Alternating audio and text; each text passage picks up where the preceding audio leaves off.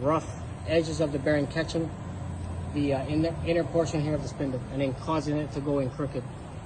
All right, let's go ahead and set this device up here. You're choosing which one you want to use these adapters here. You want to be very careful of picking the right one. And I'll go over this with you right now.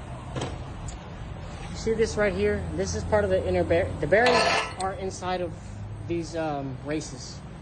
So you do not want to apply pressure on here or on this little metal protector. That's protecting the bearing. You actually want to get the flat one. I turned this one upside down, flat. That way you're actually catching the outer portion. See that? Of the actual sleeve. And you know what I like to do? I actually like to use the old bearing and put that in place, because what's that going to do is it's going to push this bearing past the seating point where I can install my snapper. So I'll go ahead and do that now.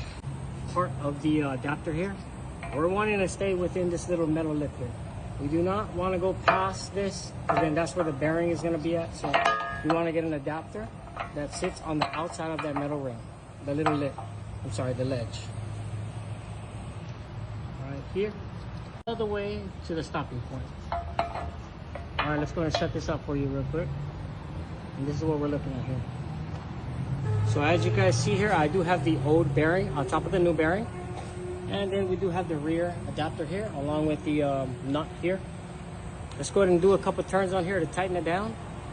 And then I want to show you what this is going to do with the old bearing. The old bearing is actually going to allow this new bearing to go past.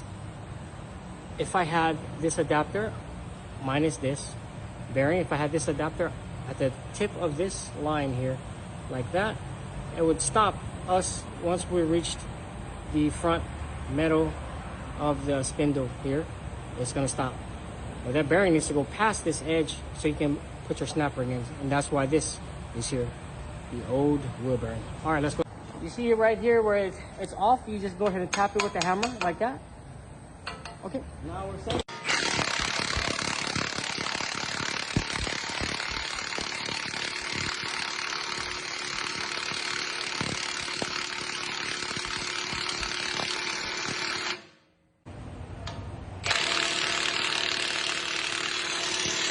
Now that is all the way in. I'll show you guys again.